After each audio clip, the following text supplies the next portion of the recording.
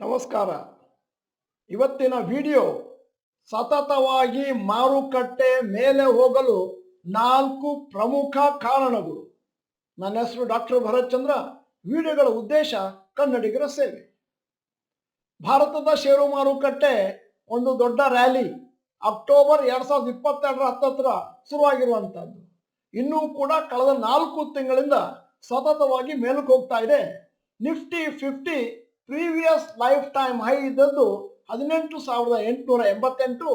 ಇವತ್ತಿನ current life time high 19,567. ಅದೇ ರೀತಿ Sensex previous life time high ಇದ್ದದ್ದು 63,583. ಈಗ ಹೊಸ ಲೈಫ್ ಟೈಮ್ ಹೈ 66,064. ನಿಮ್ಮ ಮುಂದೆ ಗ್ರಾಫಿಕ್ ಡಿಸ್ಕ್ರಿಪ್ಷನ್ಗೋಸ್ಕರ ನಿಫ್ಟಿ 50 ಇಂಡೆಕ್ಸ್ನ ರ್ಯಾಲಿಯನ್ನು ಇಟ್ಟಿದ್ದೇನೆ. ಅಂದರೆ ಕಳೆದ 3.5 ಮಂತ್ಸ್ ಇಂದ ಮೇಲೆ ಹೋಗ್ತಾ ಇರುವಂತಹದ್ದು.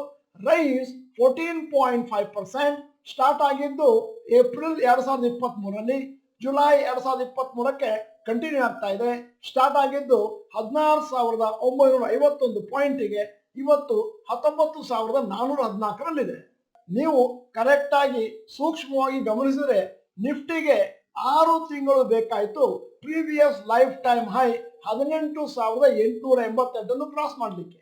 ಆದರೆ ಕಳೆದ 2 ವಾರದಲ್ಲಿ already gone to 19,400 to 19,500 level ನೀವು ನೋಡ್ತಾ ಇದ್ದ ಹಾಗೆ. ಇದು ಒಂದು ತರದ ಕನಸು ಹೂಡಿಕೆದಾರರಿಗೆ. ಯಾಕಂತಂದ್ರೆ ಬಹಳ ಸಮಯಗಳಿಂದ ನಿಫ್ಟಿ ಮೇಲಕ್ಕೆ ಹೋಗ್ಬೋದು ಅಂತ ಕಾಯ್ತಾ ಇದ್ರು.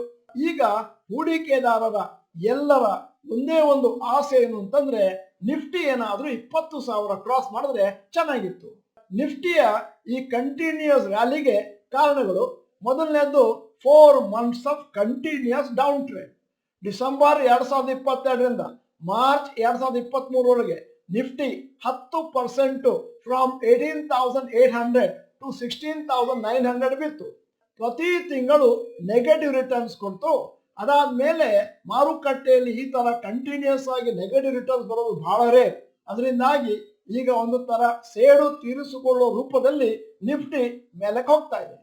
ಈಗ ಎರಡನೆಯ ಕಾರಣ ಹೆವಿ ಪಂಪಿಂಗ್ ಬೈ FIIs. ಕಳೆದ 3-4 ತಿಂಗಳಿಂದ ಕರೆಕ್ಟ್ ಆಗಿ ಹೇಳಬೇಕು ಅಂತಂದ್ರೆ ಮಾರ್ಚ್ 2023ರಿಂದ FIIಗಳು ಬೇಕಾದಷ್ಟು ಹಣವನ್ನು ಭಾರತದ ಮಾರುಕಟ್ಟೆಯಲ್ಲಿ ಪಂಪ್ ಮಾಡಿದ್ದಾರೆ. ಕರೆಕ್ಟ್ ಆಗಿ ಹೇಳಬೇಕು ಅಂತಂದ್ರೆ 72,000 ಕೋಟಿ ಸಿನ್ಸ್ ಮಾರ್ಚ್ 2023. ಅದರಿಂದ ಮಾರುಕಟ್ಟೆ 14% ಮೇಲಕ್ಕೆ ಹೋಗಿದೆ. ಅದೇ ಸಮಯದಲ್ಲಿ DIIs ಅಂದ್ರೆ ಡೊಮೆಸ್ಟಿಕ್ ಇನ್ಸ್ಟಿಟ್ಯೂಷನಲ್ ಇನ್ವೆಸ್ಟರ್ಸ್ ಅವರು ಕೂಡ ನೆಟ್ ಇನ್ವೆಸ್ಟ್ ಮಾಡಿದ್ದಾರೆ, ಅಂದಾಜು 27,500 ಕೋಟಿ. ಹಾಗೆ DIIs ಮತ್ತು FIIs ಇಬ್ರು ಹಣ ಹಾಕ್ತಾರೆ ಅಂತಂದ್ರೆ ಮಾರುಕಟ್ಟೆ ಮೇಲಕ್ಕೆನೆ ಹೋಗ್ಬೇಕು. ಈಗ ಮೂರನೆಯ ಕಾರಣ positive economic situation in India. ಭಾರತದಲ್ಲಿ ಹಣದುಬ್ಬರ ಬಹಳ ಮೇಲಕ್ಕೆ ಹೋಗಿತ್ತು. ಈಗ ಮೊನ್ನೆಯಿಂದ 4.5%ಗೆ ಇಳಿದಿದೆ. ಅದರಿಂದಾಗಿ RBI ಅವರು ಇನ್ನು ಮುಂದೆ ನಾವು ಇಂಟ್ರೆಸ್ಟ್ ರೇಟ್ ಅನ್ನು ಹೈಕ್ ಮಾಡೋದಿಲ್ಲ ಅಂತ ಘೋಷಣೆಯನ್ನು ಮಾಡಿದ್ದಾರೆ. ಇದು ಷೇರು ಮಾರುಕಟ್ಟೆಗೆ ಒಂದು ತರ ಪಾಸಿಟಿವ್ ನ್ಯೂಸ್. ಅಷ್ಟೇ ಅಲ್ಲ, ಇಂಡಸ್ಟ್ರಿಯಲ್ ಪ್ರೊಡಕ್ಷನ್ ಫಿಗರ್ಸ್ ಏನಿದೆ ಅದು ಕೂಡ ಕ್ವೈಟ್ ಪಾಸಿಟಿವ್. ಆದ್ದರಿಂದ ಓವರ್ ಆಲ್ GDP ಗ್ರೋತ್ 6.1% 2022-23. ಇದು ಇಡೀ ಪ್ರಪಂಚದ ಹೈಯೆಸ್ಟ್ ಲಾರ್ಜ್ ಕಂಟ್ರೀಸ್ಗಳಿಗೆ ಹೋಲಿಕೆ ಮಾಡಿದ್ದಾರೆ. ನಾಲ್ಕನೆಯ ಕಾರಣ ನಿಫ್ಟಿ ಸತತವಾಗಿ ಮೇಲಕ್ಕೆ ಹೋಗ್ಲಿಕ್ಕೆ ಪಾಸಿಟಿವ್ ಗ್ಲೋಬಲ್ ಕ್ಯೂಸ್. ಭಾರತದಲ್ಲಿ ಬೇಕಾದಷ್ಟು ಪಾಸಿಟಿವ್ ನ್ಯೂಸ್ ಇದೆ.